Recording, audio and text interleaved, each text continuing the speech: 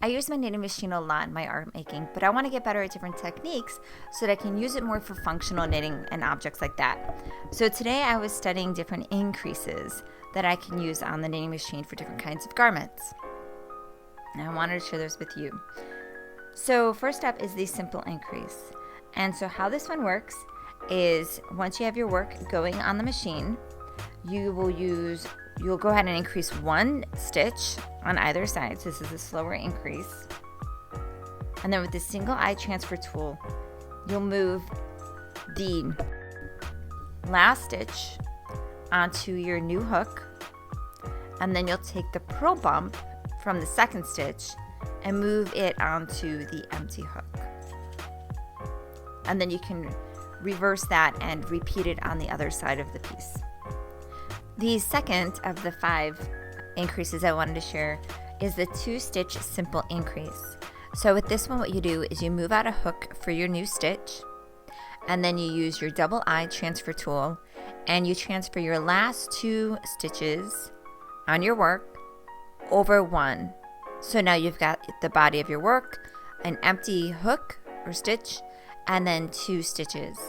And then what you do is you take the purl from the work stitch, so the last stitch that's on the work, and you move that onto the empty hook. So if you're working on the right side of the work, then what you're doing is you're moving it from you've got the work, an empty hook, and then your 2 stitches. So you're taking that last one that's on the work, that's on the left, and you're moving the purl bump over to the right to the empty hook. And then you just reverse that and repeat it on the other side if you need to.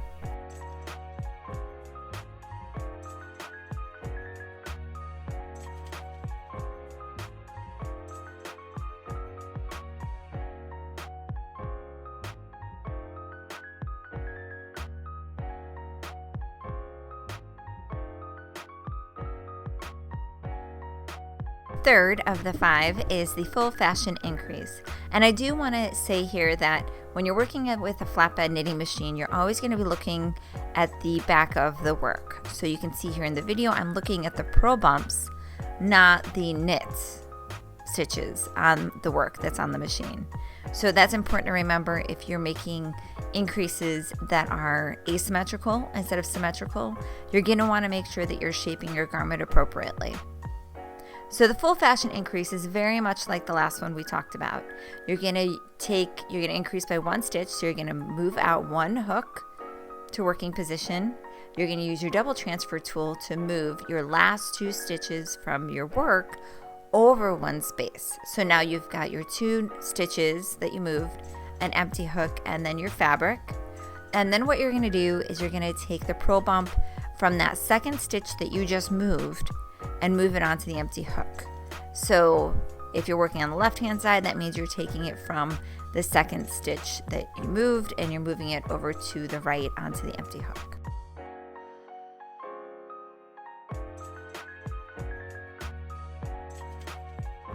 The fourth of the 5 single increases that I'll be sharing is the yarn over, or the 2-stitch transfer. And so the way this one works is you bring 1 needle in to working position, and then with the double eye transfer tool, you'll move the end stitches out by 2 needles. All right, so this is very much like the other ones that we went over. You're going to go ahead and take the last 2 stitches and move them over 1. So now you've got the working knitting, an empty hook, and then the 2 stitches that you moved, and then you just continue knitting. And because you didn't move a purl bump over in this case, you are going to have a little hole in your knitting. So it's really not the best increase to do sort of regularly for most projects. But if you're doing something like lace and you need the holes, you're going to do something that laces up, then maybe it'll work for you. So that's the yarn over 2-stitch transfer.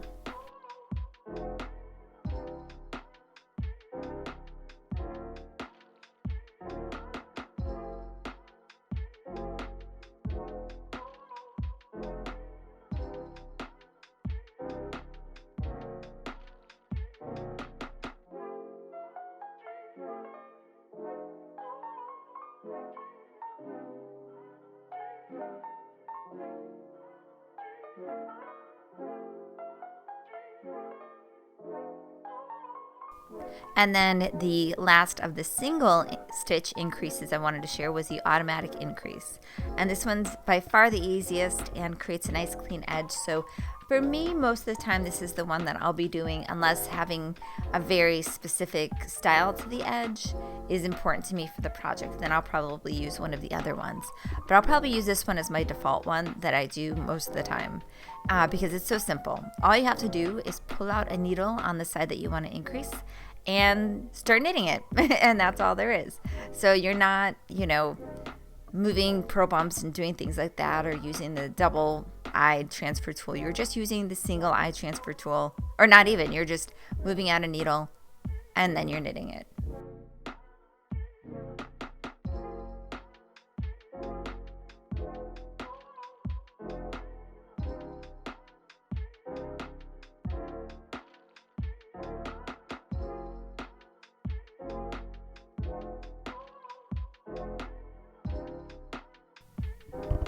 And the last one I want to share with you is a multi-stitch increase.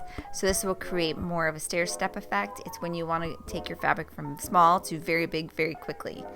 And again, you have to remember that you're sort of reversing the fabric because you're looking at the back of the work when you're on a flatbed knitting machine. So if you want it to be asymmetrical, you have to really pay attention and make sure you're increasing it on the correct side. But the way this one works is you move up the number of stitches, the number of hooks for the number of stitches you want to increase by.